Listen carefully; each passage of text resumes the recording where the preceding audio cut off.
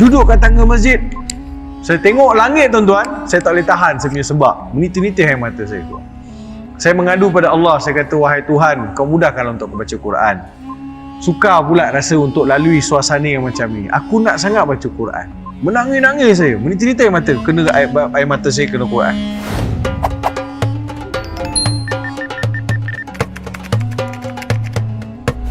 Bismillahirrahmanirrahim. Assalamualaikum warahmatullahi wabarakatuh. Alhamdulillahi rabbil alamin, wassalatu wassalamu ala ashrafil anbiya'i wal mursalin, Sayyidina Muhammadin wa ala alihi wa ashabihi wa man da'a bida'watihi ila yaumiddin. Rabbi shrah li sadri wa yassir li amri wahlul 'uqdatam min lisani yafqahu qawli wasaddid lisani wahdi qalbi bihaqqi Sayyidina Muhammadin sallallahu alaihi wasallam. Amma ba'd. Terima kasih saya rakamkan kepada Cik Zainal selaku Timbalan Pengurusi Masjid Tariq bin Ziyad, Kempadan Perdana, Kuantan Pahang, Darul Makmur. Tuan-tuan imam, ahli jawatankuasa masjid, muslimin, muslimat, rahimakumullah. Apa khabar tuan-tuan? Ibu-ibu sihat? Sihat ke? Duduk tempat redup, jangan tidur. Kita rafakkan rasa syukur kehadirat Allah Subhanahu wa taala kerana kita diberi peluang berada dalam majlis ilmu, majlis sambutan ambang Ramadan. Kita nak cerita supaya kita rasa lebih bersedia untuk menyambut kedatangan Ramadan. Ini adalah menyahut kepada saranan Nabi sallallahu alaihi wasallam dalam hadis yang sahih, man sama ramadhana imanan wa ihtisaban ghufira lahu ma taqaddama min dhanbi. Sesiapa di antara kita yang berpuasa dengan penuh keimanan, dengan penuh keinsafan, maka diampunkan oleh Allah dosa-dosa yang lepas. Itu yang pertama. Yang keduanya, bulan Ramadan adalah bulan yang dinanti-nantikan oleh para salafus saleh. Orang-orang alim, termasuk para sahabat ridwanullah alaihim, menanti kehadiran bulan Ramadan kerana kedatangan Ramadan dia bukan sekadar mengajak manusia menahan makan dan minum, tetapi mengajar manusia erti mendekatkan diri kepada Allah Subhanahu wa taala. Bulan yang syarat dengan keampunan, bulan yang Allah Subhanahu wa taala tidak akan menolak doa hamba-hambanya yang mukhlisin. Bulan di mana sesiapa yang berpuasa keluar daripada bulan Ramadan, Allah beri keampunan segala dosa-dosa dia, keluar daripada bulan puasa seperti dia baru dilahirkan oleh ibunya. Dalam bulan puasa ini juga Allah Subhanahu wa taala telah sembunyikan satu malam, dinamakan malam Lailatul Qadar, yang tidak diberikan kepada mana-mana umat sebelum umat Nabi Muhammad sallallahu alaihi wasallam, menjadi hadiah yang istimewa untuk umat Nabi Muhammad sallallahu alaihi wasallam. 1001 keistimewaan bulan Ramadan. Di antara keistimewaan yang paling agung di bulan Ramadan ialah kerana Allah pilih bulan Ramadan untuk diturunkan Al-Quran Al-Karim. Sehingga sekumpulan ulama, segelintir ulama berpendapat dan saya setuju dengan pendapat ini. Kemuliaan bulan Ramadan itu bukan kerana puasanya, bukan kerana qiyamul lail, bukan kerana sedekah, bukan kerana menahan diri daripada hawa nafsu. Bukan itu yang menjadikan keistimewaan bulan Ramadan, atau menjadikan bulan Ramadan ini istimewa bukan kerana lapar dan dahaga. Yang menjadikan bulan Ramadan ini istimewa kerana Allah pilih bulan Ramadan untuk diturunkan Al-Quran. Masa pertama kali turun Al-Quran pada bulan Ramadan. Dari situ ulama mengambil satu kesimpulan bahawa jangankan bulan dimuliakan kerana Al-Quran ataupun bulan itu dimuliakan kerana Al-Quran, bahkan siapa sahaja yang mendekatkan diri dengan Al-Quran maka dia akan dimuliakan oleh Allah Subhanahu wa taala. Baginda Rasulullah sallallahu alaihi wasallam dimuliakan Allah dengan Al-Quran. Al-Quran Allah simpan untuk umat Nabi Muhammad sallallahu alaihi wasallam, khususnya untuk Nabi Muhammad sallallahu alaihi wasallam. Jadi 1001 rahsia kelebihan yang ada pada bulan Ramadan. Kita lihat ayat Al-Quran yang Tuhan sajikan kepada kita dalam surah Al-Baqarah. Tuan-tuan, kalau kita nak faham solat, kita kena baca banyak ayat dalam Al-Quran. Kena baca banyak surah, baru kita faham solat. Kalau kita nak faham zakat, kena baca banyak ayat dalam Al-Quran, baru kita akan faham zakat. Kalau kita nak faham haji, kena baca beberapa surah, beberapa ayat, baru kita akan faham persoalan haji. Tapi persoalan puasa, Allah susun daripada ayat 183 sampai ayat 187. Baca Al-Quran sampai surah Al-Baqarah ini, sampai dekat ayat 183, kita baca 183, 184, 185, 186, 187. Berapa ayat? 5 ayat. Dalam 5 ayat ini Allah cerita habis mengenai puasa. Allah cerita habis mengenai puasa. Jadi puasa ini Allah himpunkan dalam 5 ayat. Tak perlu cari di surah lain. Ada dalam surah Al-Baqarah mula dengan ayat 183 sampai ayat 187. Allah berfirman, A'udzubillahi minasyaitonirrajim. Bismillahirrahmanirrahim. Ya ayyuhalladzina amanu kutiba alaikumus siyamu kama kutiba alal ladzina min qablikum la'allakum tattaqun. Ayyaman ma'dudat. Faman kana minkum maridan aw ala safarin fa'iddatun min ayyamin ukhar. Wa 'alal ladzina yutiqunahu fidyatun ta'amu miskin. Faman tatawwa'a khairan fahuwa khairul lah wa an tasumu khairul lakum in kuntum ta'lamun. Kita ambil 2 ayat ni dulu. Allah berfirman daripada ayat 183 184, wahai orang beriman, difardukan ke atas kamu berpuasa seperti mana puasa ini pernah difardukan ke atas umat-umat sebelum kamu, mudah-mudahan kamu beroleh takwa. Perkataan puasa, ya ayyuhalladzina amanu kutiba alaikumus siyam.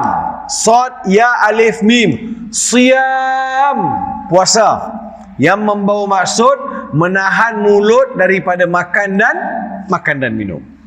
Ada lagi satu perkataan dalam Al-Quran yang merujuk kepada puasa. Saum. Sad waw mim. Saum. Inni nadartu lirrahmani sauma.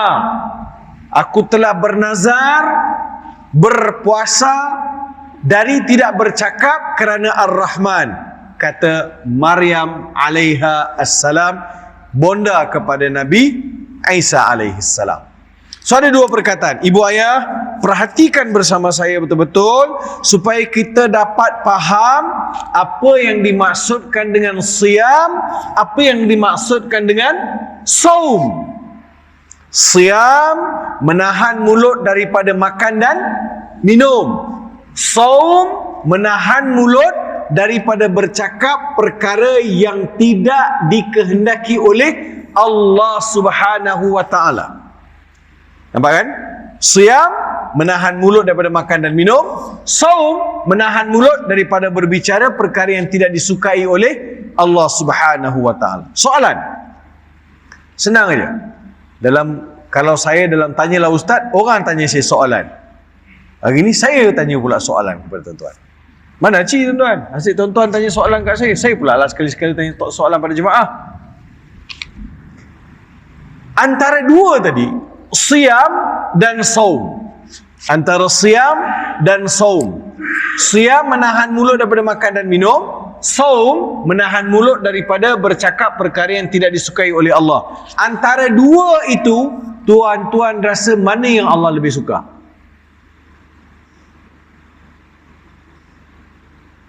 Ayo. Ya cepat bu. Antara dua itu mana yang lebih Tuhan suka? Saum. Semua orang boleh tahan mulut daripada makan dan minum, tapi tak semua orang boleh tahan mulut daripada berbicara perkara yang tidak disukai oleh Allah. Kan Nabi SAW beritahu, kam min sa'imin wa laysa min siyamihi illa al-ju'a wal 'atash. Berapa ramai orang berpuasa, puasa itu tidak banyak mendatangkan manfaat untuk dia, melainkan lapar dan dahaga. Iya. Lagi susah tahan mulut daripada makan dan lagi susah tahan mulut daripada bercakap perkara yang tidak disukai oleh Allah berbanding menahan mulut daripada makan dan minum.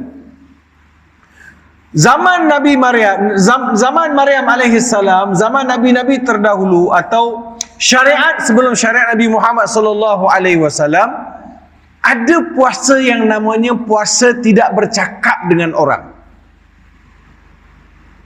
Syariat disyariatkan supaya berpuasa tidak berbicara dengan siapa-siapa.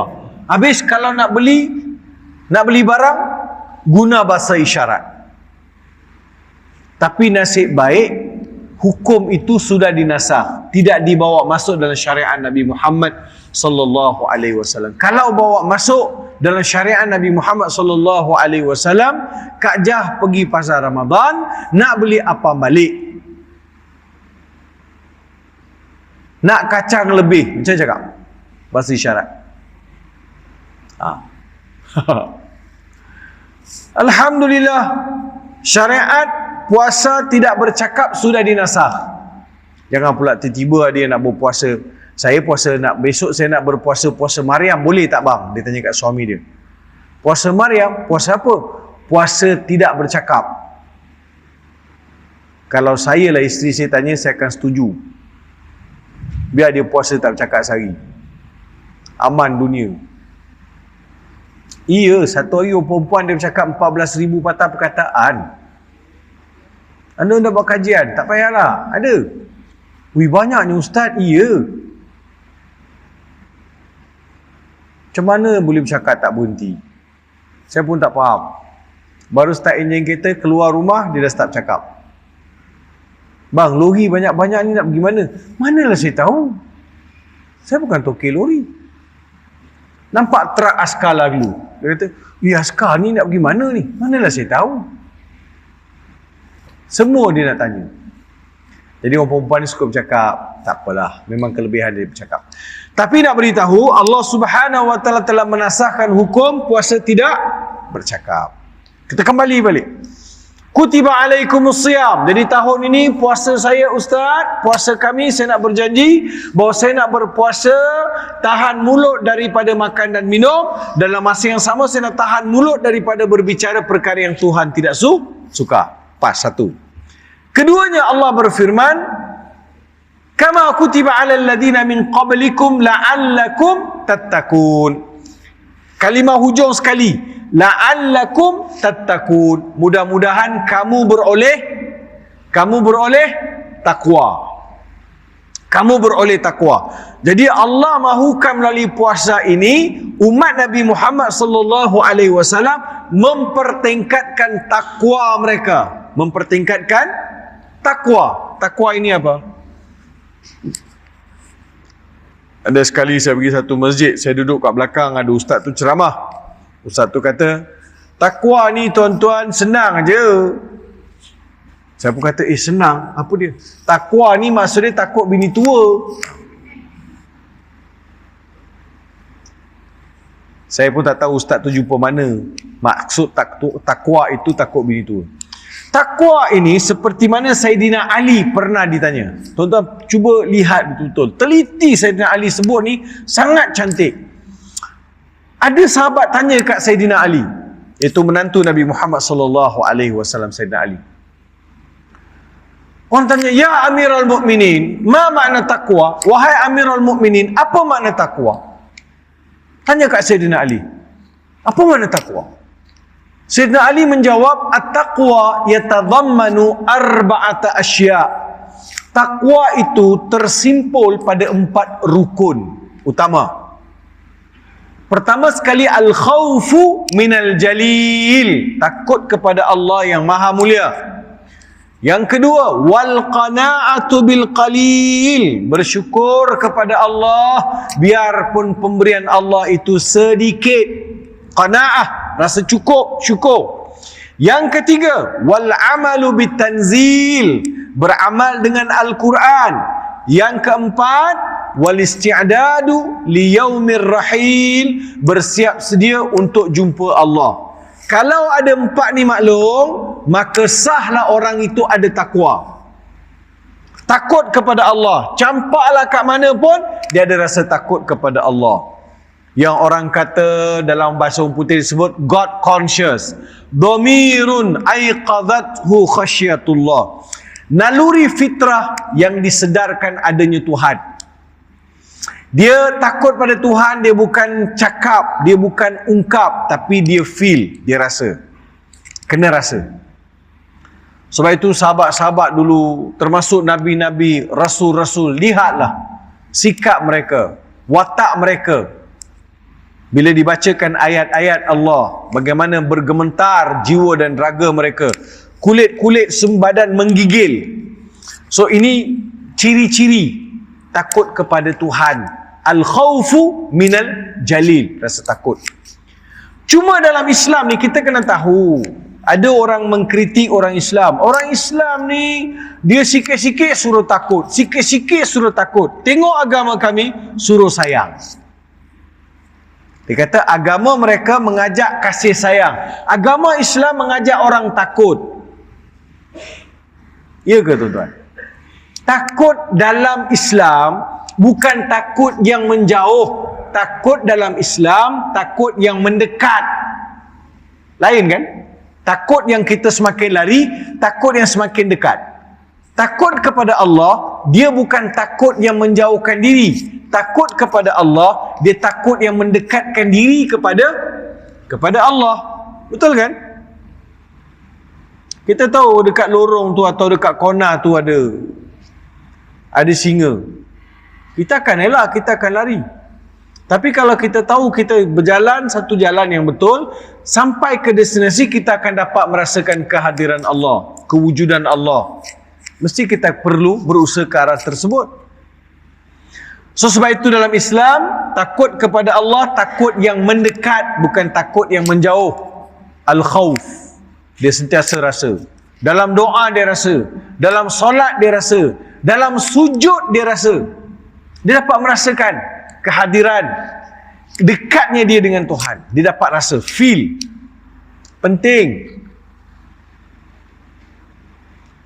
Baru kita rasa sesuatu ibadat yang kita buat tu, kita rasa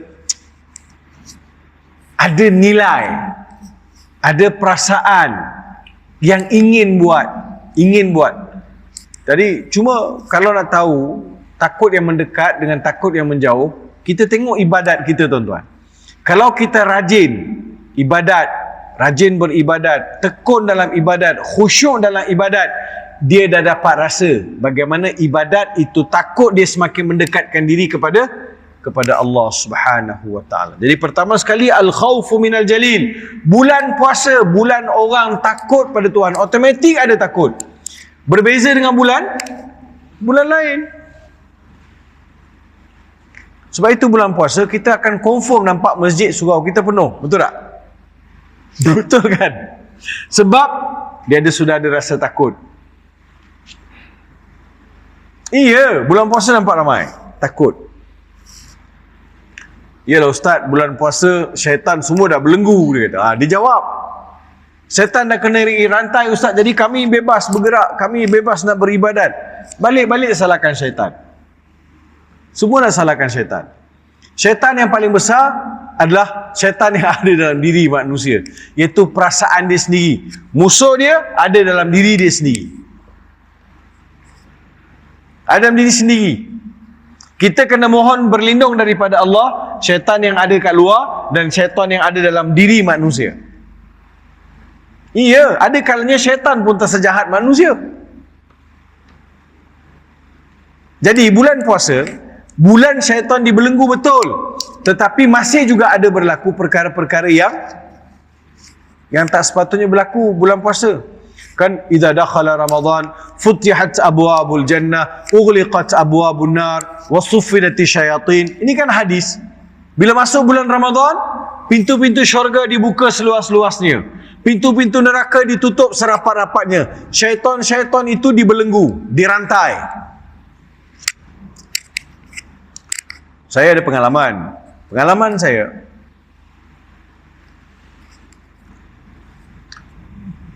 pada tahun 2017, 18. Di masjid saya ada motor hilang. Bulan puasa. Atau hari bulan puasa, motor hilang di masjid. Bila masih hilang, bukan solat subuh, bukan solat zuhur, bukan solat asar. Solat maghrib. Sebab masjid buat majlis buka puasa. Ada 300 orang datang buka puasa. Datang buka puasa kat masjid. Kita tengok lepas motor tu hilang, lepas kita terima aduan motor hilang, kita tengok kat CCTV, kita tengok budak yang datang tu, yang ambil curi motor tu, dia datang masjid, dia pergi kat kemah buka puasa, dia buka puasa dekat kemah tu, bila di kamat, azan kamat, bila kamat, dia masuk dalam ruang solat, dia solat. Selesai solat, imam bagi salam, Assalamualaikum warahmatullahi, Assalamualaikum warahmatullahi, dia cepat-cepat keluar. Cepat-cepat keluar, dia tolak motor tu pergi ke tepi taman, dia buat dia adjust handle tu, dia boleh buat turun dah motor tu. Bukan motor besar pun, motor EX5 je.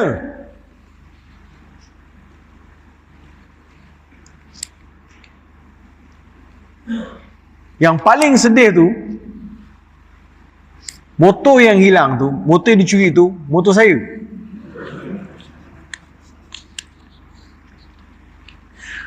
Saya nazir masjid tu, kira pengurusi masjid tu lah. Dia kata apa barang pengurusi punya motor pun aku boleh sapu lah. Dah halal. Halalkan aja lah. Tak baloi nak tuntut ke akhirat. Kalau budak tu datang jumpa saya, Datuk, minta kata, ni motor siapa ni? Saya nak boleh tak? Saya kata tanya untuk apa? Saya nak kerja cari rezeki. Saya kata ambil lah. Saya siap boleh bagi geran lagi kalau dia minta. Tak mahal pun tu. Kalau nak tolak balik dekat kedai motor, dapatlah 1,500 macam tu. Dia silap lah budak tu. Tak macam mana? Tapi bila cakap macam tu dengan kawan-kawan, dia kata, alah ustaz, budak-budak tu bukan nak pakai motor tu untuk cari rezeki. Dia nak buat lumba. Sebab motor X5 ni memang budak-budak suka buat lumba. Ya ke?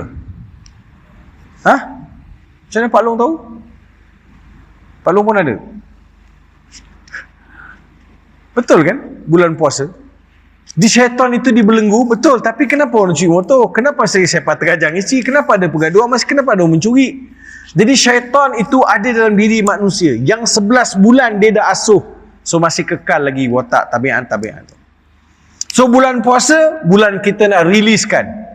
Kita nak fokus. Kita tak mau ada apa-apa perkara yang mengganggu gugat.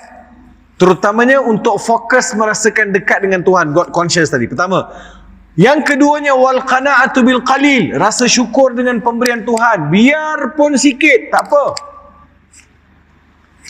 Ramai yang tak jadi bersyukur kerana dia suka tengok apa orang lain ada, dia tak tengok apa yang dia ada. Betul kan? Kalau tuan-tuan tengok apa orang lain ada sampai ke sudah kita takkan bersyukur. Percayalah cakap saya. Lihat apa yang kita ada. Lihat apa yang kita ada. Dan kita ni pula ada satu ajaran bahawa kalau bersyukur bertambah. Apa yang bertambah tu maklum? Iyalah ustaz, kalau maklum ada RM10, maklum bersyukur, jadi RM20. Bila masa? RM10 simpan aja, besok jadi RM20 tak? Yang Tuhan sebut bertambah itu bukan pada rezeki, bukan pada kuantiti, tetapi pada kualiti. Kalau semua orang fikir secara kalkulatif, secara kira-kira, ada RM1 bersyukur, jadilah dia RM2 ustaz, tak jadi. Ada RM1 bersyukur, saya tahu macam mana nak gunakan RM1 tu. Ke jalan mana saya nak guna RM1? Itu yang paling mustahak. Yang perlu kita faham, syukur itu seperti mana Imam Ghazali sebut, menggunakan nikmat Allah pada jalan yang Allah suka. Gunakan nikmat Allah pada jalan Allah suka. Baru tandanya syukur. Ya, kalau kita duk fikir-fikir ni, bertambahlah. Kalau aku bersyukur bertambah. Maklum ada suami yang soleh, betul tak? Suami yang baik, bersyukur, bertambah tak? Haru biru. Saya ada isteri yang solehah, saya bersyukur, tak bertambah pun? Itu ustaz takut. Saya jawab. Ada yang menjawab pula tu. Bukan itu. Kita nak bersyukur, ya Allah terima kasih bagi isteri yang baik. Ya Allah terima kasih bagi suami yang baik, ya Allah. Jadi semakin baik suami itu. Jadi semakin baik isteri itu. Tapi kalau kita fikir, tengok orang lain tu ada 2 isteri, dia duk cemburu, dia tak bersyukur yang dia ada tu. Tak sudah. Tak sudah.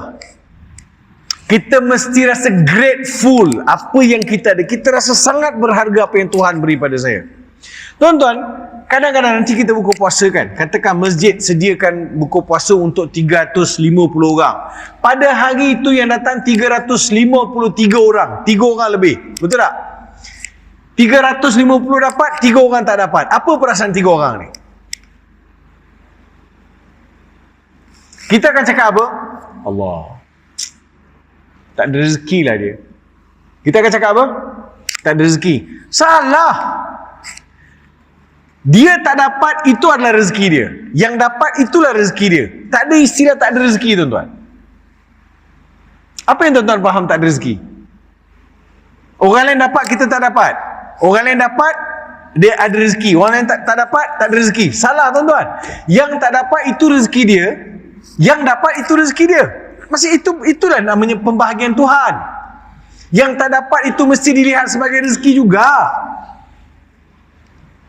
Halo, boleh faham kah?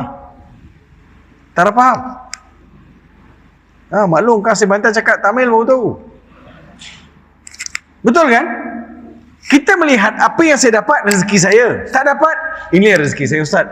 Tak dapat, tak apa, ini rezeki saya, tak dapat. Tak dapat pun ada bentuk rezeki juga. Baru datang rasa syukur, tak bagi. Ini rezeki saya, tak apa, alhamdulillah. Baru datang rasa syukur. Kalau semua kena dapat baru bersyukur, bahaya. Sampai ke sudah, kita takkan dapat merasakan apa itu syukur. Sebab ada masa orang dapat, ada masa akan tiba masa kita tak dapat. Jangan sentiasa rasa kita akan dapat, betul tak? Ada juga masa-masa yang kita pernah rasa tak dapat. Masa kita rasa tak dapat, apa kita rasa? Kita tak ada rezeki. Orang ada rezeki. Salah. Bila kita rasa kita tak dapat, itulah rezeki saya, tak dapat. Jadi tuan-tuan dan puan-puan, begitulah ulama cuba memahamkan kita supaya kita tidak ada rasa terkilat dengan ketetapan Tuhan. Dan tidak ada perkataan yang keluar, tidak ada lintasan hati yang boleh dilihat Tuhan kau ni tak bersyukur ke, apa lagi yang kau nak? Kita ni tuan-tuan, kalau solat kita, zakat kita, amal soleh kita ni, dengan apa yang Tuhan bagi ni tak berbaloi tuan-tuan. Apa sangat kita dah buat? Cuma itulah kadang-kadang fikir buat kerja dakwah sana sikit, tolong orang sana sikit, tolong orang sikit, dapatlah menampung. Buatlah baik, cuba buat baik. Kalau dengan buat baik tu dapat menampung amal-amal soleh, pun dah kira bersyukur. Jadi keduanya ialah bersyukur. Bulan puasa, bulan kita bersyukur. Sebab orang lain dapat, kita tak dapat. Bulan puasa, kalau kita membeli belah, mengajar kita erti, sabar dalam membeli belah. Jangan melakukan pembaziran. Ada kawan buat kajian, banyak mana makanan yang dibuang oleh umat Islam di bulan puasa. Kalau sampah yang plastik hitam kan? Bukan geng plastik hitam. Sampah tu, kalau pagi orang kutip sampah tu dekat rumah orang Islam ni, pagi kutip sampah, katakan sampah tu berat di 10 kilo, 4 kilo makanan. Percaya tahu tidak? Nasi, cendol, apa balik yang beli semalam, kan? Kuih lopis, apa lagi? Kuih tiaw. Tak habis makan. Kita pergi bazar Ramadan, kita nak beli makanan. Bila sebelum nak buka puasa, semua nampak sedap, semua nak dibeli. Betul kan? Saya pun lalui juga benda-benda tu kadang-kadang bila bawa anak-anak. Nak tubah, nak nibah, nak tubah, nak nibah. Lah buka puasa apa je kita makan pun. Sebab kejap lagi kita kena fikir kita nak tarawih tu. Bukan makan tidur. Kejap lagi nak tarawih. Iya. Mulalah rasa iman baca panjang. Iman baca pendek je. Dia dah berat perut dah. Cendol ada, ketupat ada, kuah kacang ada, apa lagi? Sate ada. Dah kembung perut. Sebu perut. Nak tarawih macam mana? Sebab itu dalam Islam ni, dia ajar kita syukur. Maksudnya nak berbuka puasa, kita rasakan supaya bulan puasa ini, bulan kita insaf sama-sama, merasakan orang susah. Kita pun rasakan susah sama. Makan buah kurma 3 biji, minum air yang tidak disentuh api, minum air manis ke air sirap ke apa, minumlah tuan-tuan. Minum, lepas tu makan ringan. Ataupun nak solat, afdalnya solat dulu. Kadang-kadang, ialah orang kita dia nak berkemas, senang sikit. Dia makan sikit, pergi solat, balik, lepas tu nak makan lagi. Ada orang melihat, susah. Jadi, dia jalan sekali je lah. Ada kat masjid, dia bawa buka puasa, makan siap-siap, solat maghrib, duduk masjid, baca Quran, tunggu maghrib, tunggu isyak, tarawih, kemudian witir, balik, more balik. Ada buat macam tu. Ada juga yang makan dulu, buka puasa sikit, makan kurma, minum air, solat maghrib, lepas tu baru makan. Pun ada juga, terpulang lah. Tapi kalau ikut sunnah Nabi makan kurma 3 biji, Nabi solat dulu, kemudian baru Nabi makan. Makan roti, makan benda-benda yang simple-simple. Tak ada macam kita belasah biryani. Tahu belasah biryani, puding raja pula. Apa lagi tu? Yang sedap tu opo. Opo pula. Ni masakan-masakan di Pahang yang pekan popular.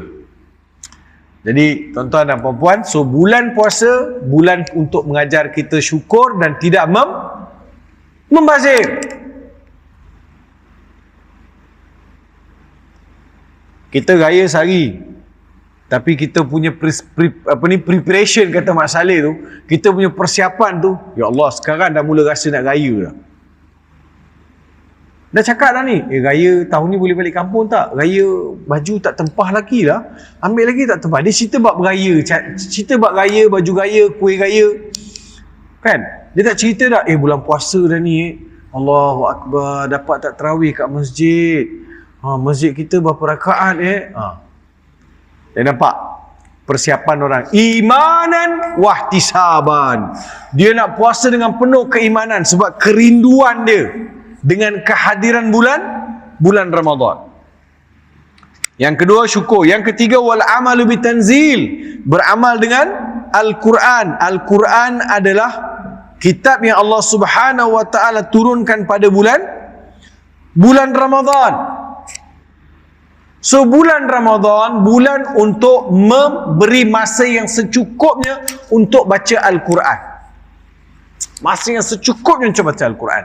Imam Syafi'i rahimahullahu ta'ala alaih, bulan Ramadan stop kelas-kelas pengajian. Habis Imam Syafi'i buat apa Ustaz? Imam Syafi'i akan fokus baca Al-Quran. Sebab itu ulama-ulama dulu boleh khatam sampai 40 kali, 30 kali, 20 kali. Kita kena tanya balik lah, aku berapa kali? Tuan-tuan, senang aja. Setahun ni khatam. Setiap seorang kita ni berjanji kita nak khatam. Kita berjanji kita nak khatam. Allah, susah. Susah apanya? Senang aja. Saya bagi kaedah mudah je Pak Long. Sebelum subuh 2 muka surat, kan kita dah sahur kan? Sahur kita nak solat subuh kan? Jadi 2 muka surat aja. Kalau saya punya baca 1 muka surat 2 minit setengah. Saya bagilah Pak Long 1 muka surat 5 minit ataupun kita 4 minit lah, 4 minit. 2 muka surat 8 minit. Sebelum subuh 2 muka surat habis. Lepas subuh jangan keluar masjid. Ambil Quran tu, baca lagi 2 muka surat. Pap, simpan, siap-siap balik rumah, siap-siap pergi kerja. Sebelum Zuhur kita ada masa. Sebab sebelum ni kita habis masa dengan lepak, makan. Memanglah makan ni salah satu benda yang rutin dalam hidup. Sebelum subuh 2 muka surat, setelah subuh 2 muka surat. Sebelum Zuhur 2 muka surat, sesudah Zuhur 2 muka surat. Sebelum Asar 2 muka surat, sesudah Asar 2 muka surat. Sebelum Maghrib kita kan nak buka puasa dah. Dah siap, kita bajet dah masa. Sebelum Maghrib 2 muka surat, sesudah Maghrib 2 muka surat. Sebelum Isyak 2 muka surat, sesudah Isyak 2 muka surat. Satu hari ada 5 waktu solat. 5 kali 4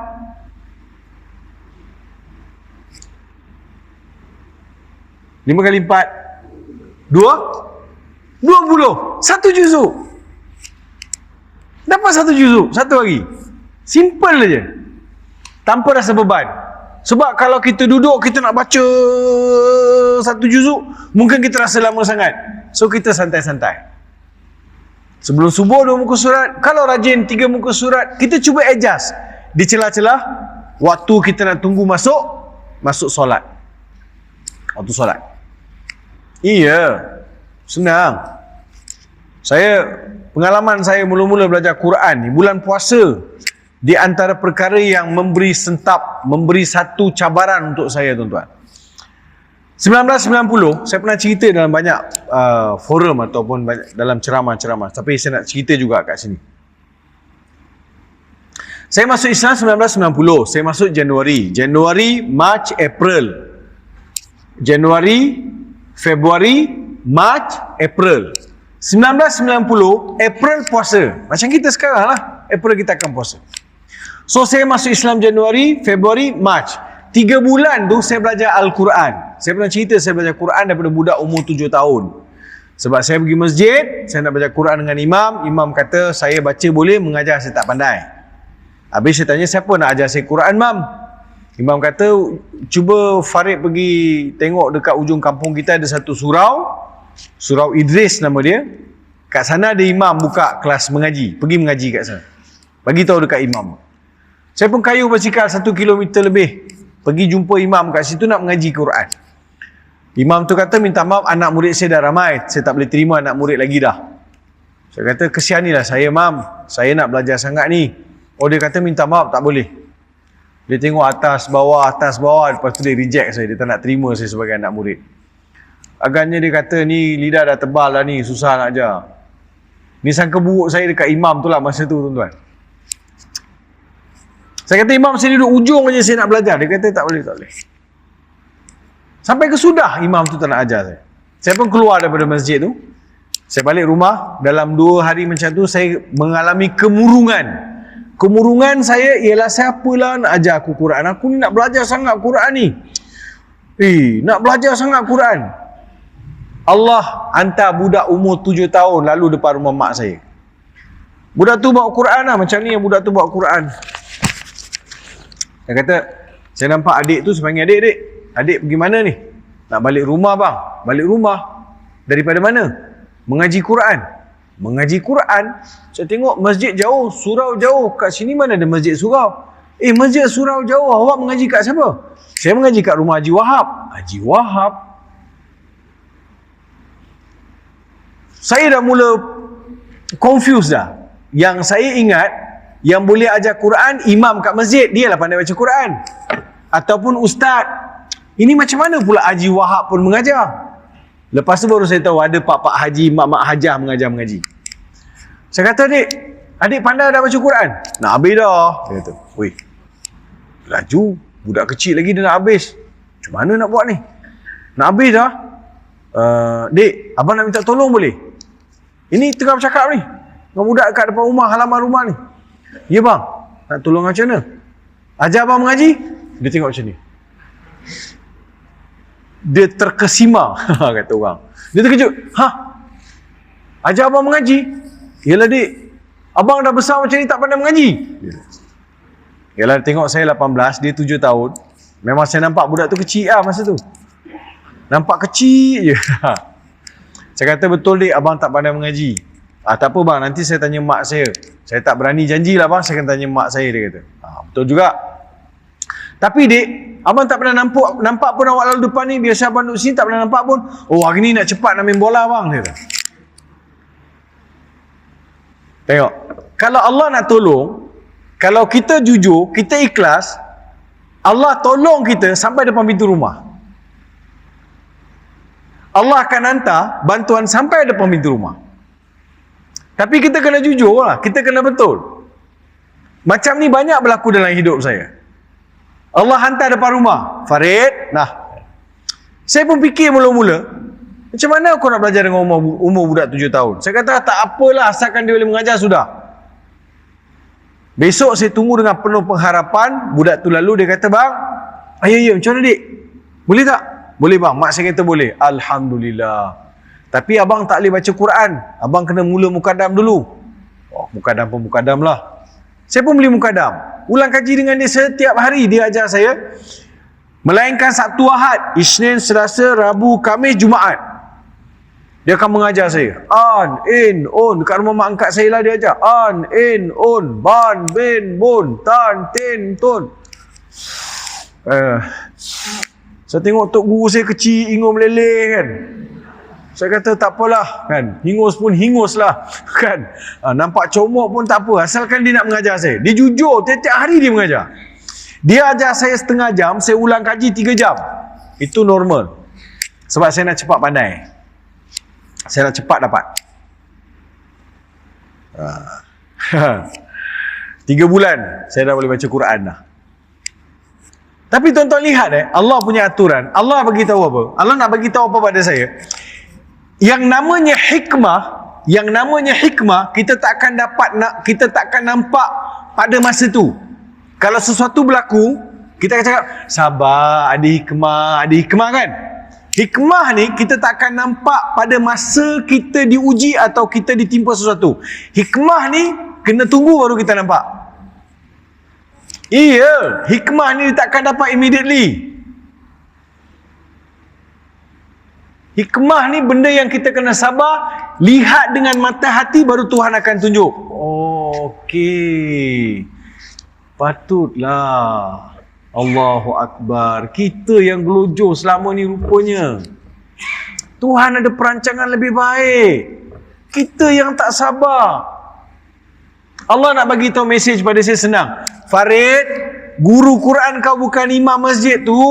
Bukan imam surau tu. Bukan ustaz kat sekolah tu. Bukan. Engkau kan baru masuk Islam. Kau kan macam bayi yang baru lahir. Kau kan suci lagi. Aku hantar budak yang umur 7 tahun, tak ada dosa, budak suci juga, untuk mengajar Quran yang suci. Betul tak? Ya, itu yang saya faham. Kalau tuan-tuan nampak ada benda lain, kongsilah. Jadi saya nampak, betul.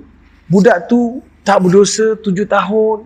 Yang ni Quran pula kalamullah suci. Kita pula baru masuk Islam. Bersih. Sekarang tak tahulah apa color dah tuan-tuan. Jadi Allah nak gabungkan semua tu, 3 bulan boleh baca Quran. Ya. Budak tu tak adalah pula bagi bila suruh ajar Quran, dia tak ada pula. Bang, saya ada package bang. Ngaji Quran ni. Seminggu kalau 3 kali, package dia lain. Kalau seminggu 4 kali, package lain. Seminggu 5 kali, package dia lain bang. Tak ada. Tak ada tuan-tuan. Saya pun tak ada benda saya nak bagi. Saya tak ada kerja masa tu. Saya nak bagi apa? Hikmah budak tu mengajar saya mengaji, ditinggalkan main bola, mengajar saya mengaji. Hari ini dia jadi software engineer. Tahun 2-3 tahun lepas, dia beli rumah dekat Bandar Baru Bangi. Harga rumah dia beli 2.7 juta. Dia telefon saya, Abang Farid datanglah rumah nak ajar baca doa. Saya sampai sebiasa communicate dengan budak tu, nama dia Fairuz.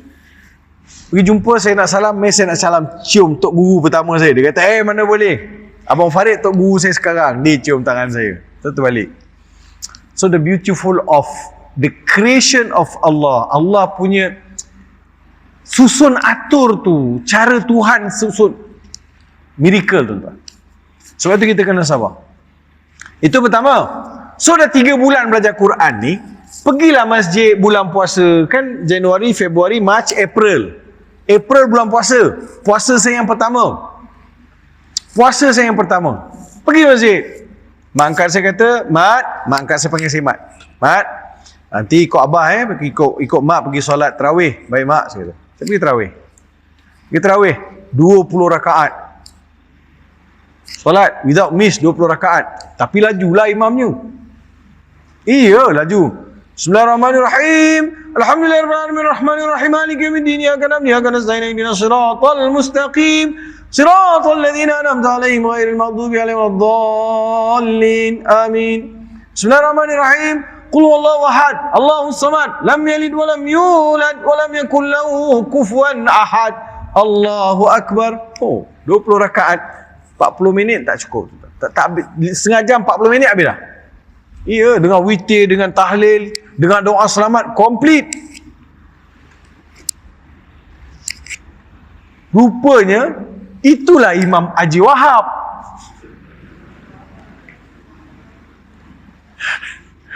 Itulah Haji Wahab. Lepas tu baru saya, itulah Haji Wahab lah. Jadi tuan-tuan, so, saya pun pergi masjid. Pergi masjid. Solat tarawih kat masjid. Lepas solat tarawih, ada more. Wah, lepas tarawih ada more pula. Makan more. Kuih kuaci ada. Kan? Pulut kuning, cecap apa, makan dengan rendang ayam kampung ada. Orang kampung pun murah. Masak-masak bawa makan kat masjid. So lepas solat, lepas makan apa semua, more tu nak keluar. Tengok dalam masjid ada orang lagi duduk buat bulatan-bulatan. Saya kata, kenapa lagi ada orang dalam masjid? Kan selawat tarawih dah habis. Saya pun pergi dekat tengok, dia tengah baca Quran. Wah, saya kata tengah baca Quran, kita pun dah pandai baca Quran. Consider boleh baca dah lah.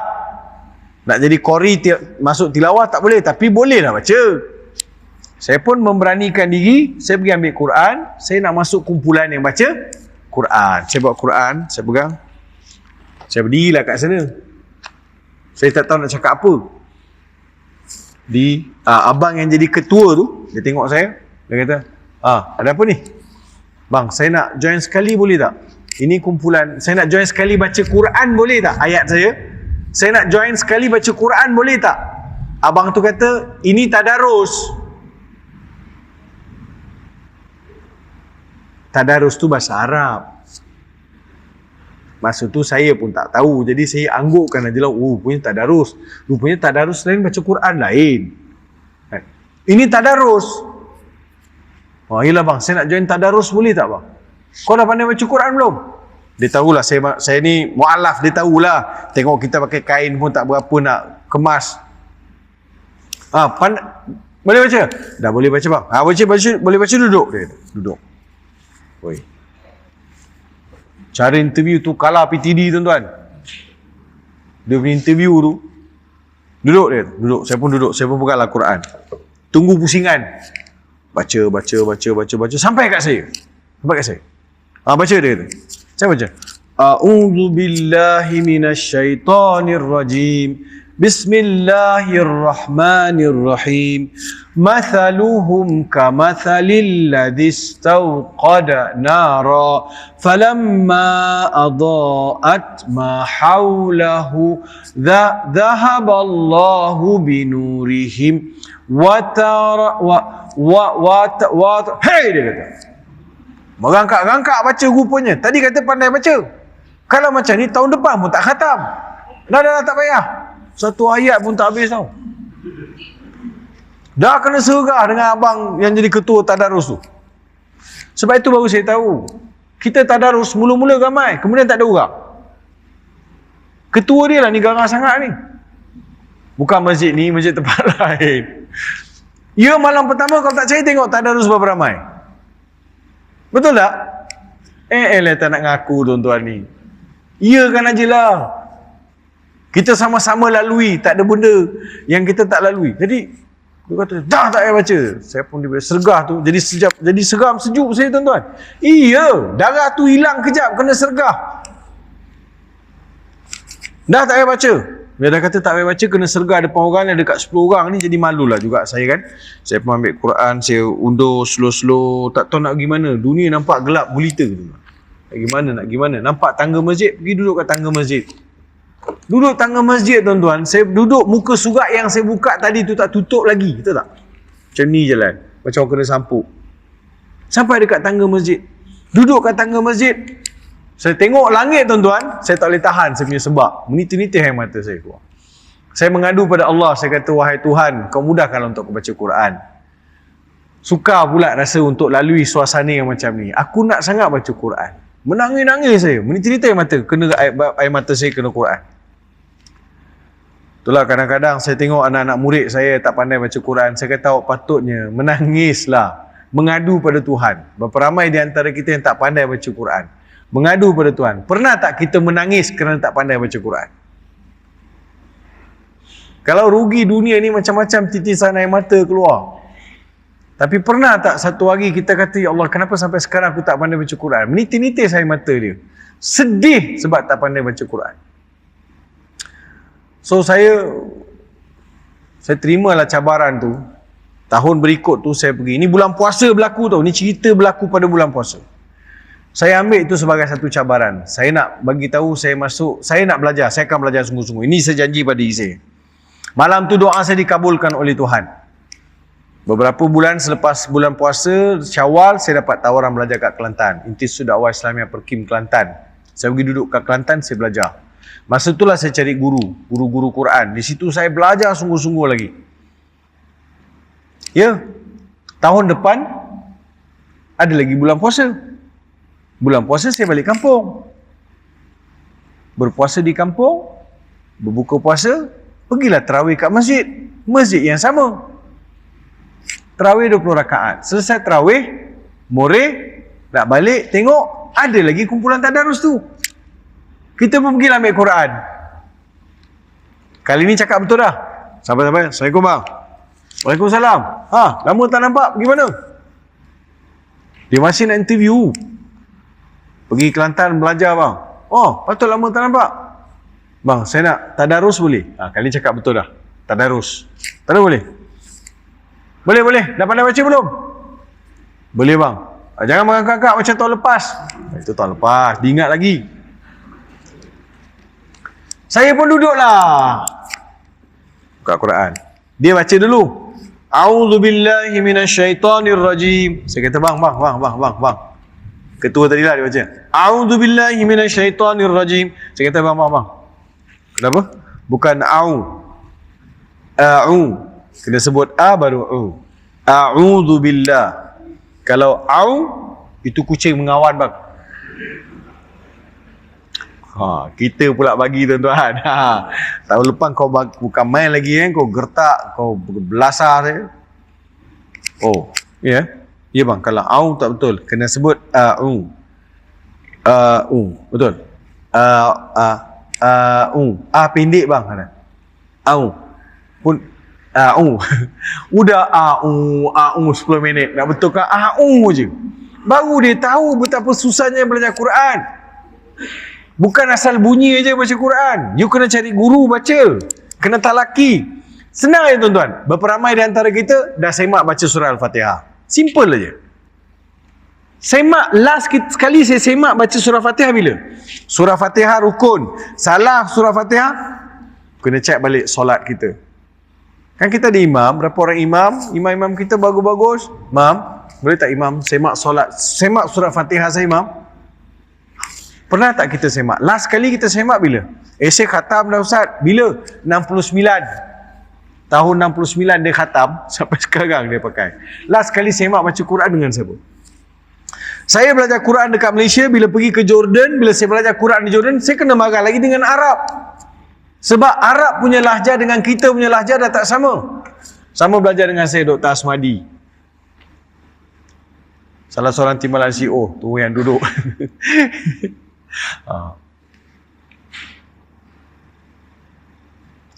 Salah seorang timbalan CEO di MUIB, Dr. Asmadi, sama belajar dengan saya di Jordan. Pergi ngaji pula dengan Pak Syekh Arab dekat Jordan.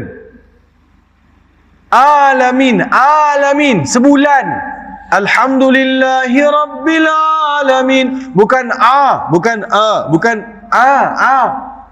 saja dekat sebulan belajar. Alamin. Kita belajar dulu, lagi tekan, lagi dalam, lagi sedap bunyi dia, lagi tepat. Alhamdulillahi Rabbil Alamin. Nak kasih tekan lagi. Tapi Alhamdulillah sekarang rata-rata kita ramai dah. Imam-imam kita dah betul bacaan mereka. Dulu memang susah. Alamin. Nak betulkan A saja 1 bulan. Iya. Lepas tu Arab tu marah pula. Syekh Arab Mahmud Abdul Qadir Idris. Dr. Asmadi pun kenal. Bila kita baca Quran kan, kita mengot-mengot mulut. Sebab kita guru kita aja. Dulu macam tu lah. Dia nak suruh kita betul. Untuk guru kita betul. Dia nak suruh kita betulkan mulut. Kedudukan mulut tu. Iya. Wa idh qala rabbuka lil malaikati inni ja'ilun fil ardi khalifah. Arab kata, kenapa mulut kau macam tu? Sama jugalah baca Bismillahirrahmanirrahim. Bismillahirrahmanirrahim. Syekh Arab tanya, kenapa? Kenapa cerita limaza? Dia kata. Limaza, nak jawab apa? Dia baca simple aja Arab baca. Bismillahirrahmanirrahim. Bismillahirrahmanirrahim. Bismillahirrahmanirrahim. Simple, sebut ringan, sebut layin, lembut sebut. Tak ada kepayahan. Sebab itu kalau setiap hari tuan-tuan baca Quran dengan rajin, insya-Allah semua lancar. Kalau lancar surah Al-Baqarah, lancarlah surah-surah yang lain. Ini saya sebut pengalaman saya sebab Quran diturunkan bulan Ramadan. Tuan-tuan ambillah peluang keemasan ini di bulan Ramadan. Baca Quran. Dengan kelaparan perut, dengan ibadat kita, dengan doa yang mustajab, minta dengan Tuhan. Biar lancar hendaknya sebutan-sebutan huruf ni. Mata kita, telinga kita, akal kita, fokus kita mesti pada Quran. Masa kita baca. Kalau melayang memang tak nampak. Saya baca qala, mata saya dah sampai dekat ayat kalimah yang ketiga, baru laju baca. Setiap hari baca, dia tak berubah. Dia macam itulah Quran. Tak berubah. Tak berubah. Jadi bulan Ramadan Allah turunkan Al-Quran, Allah bagi kita masa yang cukup supaya kita baca Quran. Bagi mereka yang masih lagi tak berapa lancar, bulan Ramadan adalah bulan yang terbaik untuk melancarkan bacaan. Percayalah cakap saya tuan-tuan. Dengan keberkatan bulan Ramadan ini. Memang mula-mula berpeluh, hari pertama berpeluh, hari kedua berpeluh, seminggu berpeluh. Berpeluh nak baca. Wa idh qala rabbuka lil malaika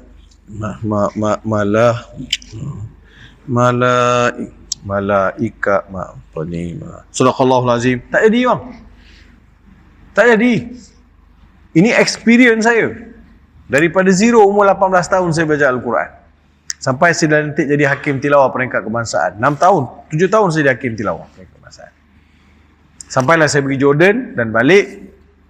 Sekarang masih lagi jadi hakim beberapa negeri. Tapi tak macam dululah sebab saya ada komitmen kerja yang banyak. Tapi saya sudah cukup pengalaman itu mengajar saya, memberi saya satu pendedahan, satu pengiktirafan di peringkat kebangsaan. Bermula dengan budak belajar Quran daripada budak umur 7 tahun. Ni nak beritahu, tak jadi hakim pun tak apa. Tapi kita nak pandai baca Al-Quran.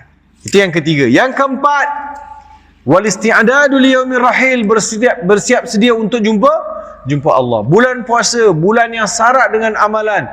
Kalaulah bulan puasa ni tengok amalan kita ni dengan amalan sunatnya, dengan solat sunat qabliyah, ba'diyah, dengan solat fardunya, dengan baca Qurannya, dengan doanya, dengan solat sunat tarawihnya, dengan solat sunat witirnya. Masya Allah, kalaulah kita copy paste bulan puasa di bulan Syawal, hebat tak hebat? Dan juga 11 bulan lagi, hebat atau tidak?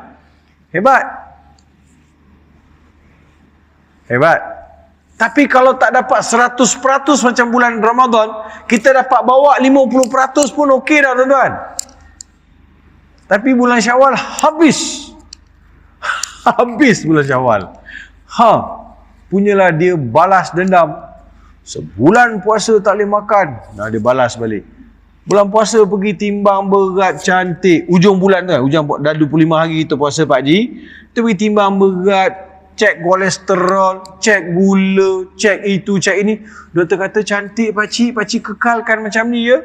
Kekal apa? Syawal dah belasah dah.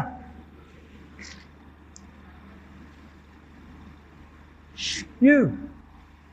So, bulan puasa ni, sebab Nabi sebut, sumu tasihu, berpuasa dan sehatlah. Nabi sebut puasa dan sehat. Jadi bulan puasa ni banyak kelebihan-kelebihan yang Allah Subhanahu wa taala janjikan.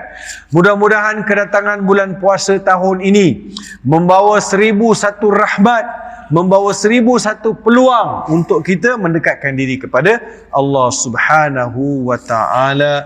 Bulan kita memahirkan dan mengkhatam Al-Quran, bulan kita berbanyakkan solat sunat, bulan yang walaupun sunat pahala dia seperti wajib, yang sunat yang wajib itu digandakan 70 kali ganda pahalanya. Kemudian siapa-siapa yang berdoa di bulan Ramadan, doanya mustajab. Allah tak kata tidak pada orang yang berpuasa bila berdoa. Wa idza sa'alaka ibadi anni fa inni qarib ujibu da'watad da'i idza da'an falyastajibu li wal yu'minu bi la'allahum yarshudun.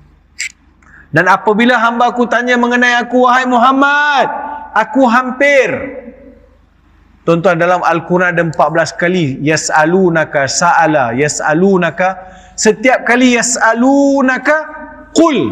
Sa'alaka, qul. Mesti ada qul. Semua ada qul. Qul. Satu-satunya tempat dalam Al-Quran, dalam surah Al-Baqarah, ketika Allah membicarakan perihal puasa, bila cerita mengenai doa, apabila hamba Aku bertanya kepada engkau, wahai Muhammad, Aku hampir. Katakan tak ada. Agak rumit nak faham, tapi dengar je tuan-tuan. Katakan itu tak ada, kul itu tak ada. Kalau ikut wa idza sa'alaka ibadi anni qul fa inni qarib. Qul tak ada. Sebab apa qul tak ada? Allah nak beritahu bulan puasa, doa yang kau minta tu very speed, laju Tuhan kabulkan. Sampai tak ada qul. Qul itu macam ada delay sikit lah. Bahasa Allah beritahu nak pantas Tuhan kabulkan permintaan. Imarahkan masjid di bulan Ramadan, i'tikafnya, perbanyakkan masa di masjid, banyakkan selawat, banyakkan zikir, banyakkan istighfar. Mudah-mudahan keluar kita daripada bulan Ramadan, kita berjaya beroleh ketakwaan, keampunan, rahmat dan keluasan maghfirah Allah Subhanahu wa ta'ala. Tuan-tuan dan perempuan yang saya kasih sekalian, saya kira cukup setakat itu. Mudah-mudahan ada umur yang panjang, ada peluang dan juga ruang untuk berkongsi ilmu bersama tuan-tuan dan perempuan. Salah silap, saya mohon jutaan kemaafan. Saya sudahi dengan wabillahi taufiq wal hidayah. Wassalamualaikum warahmatullahi wabarakatuh. A'udzu billahi minasyaitonir rajim. Bismillahirrahmanirrahim. Alhamdulillahi rabbil alamin. Wassalatu wassalamu ala asyrafil anbiya'i wal mursalin Sayyidina Muhammadin wa ala alihi wa sahbihi ajma'in. Allahumma ja'al jam'ana hadha jam'an marhuma وتفرقنا من بعده تفرقا معصوما ولا تجعلنا فينا ولا من يتبعنا مترودا ولا محروما اللهم احسن عاقبتنا في الأمور كلها وأجرنا من خزي الدنيا وعذاب الآخرة ربنا يسر لنا أمورنا ولا تعسر علينا يا رحمن يا رحيم ربنا آتنا في الدنيا حسنة وفي الآخرة حسنة وقنا عذاب النار وصلى الله على سيدنا محمد وعلى آله وصحبه وبارك وسلم سبحان ربك رب العزة عما يصفون وسلام على المرسلين والحمد لله رب العالمين.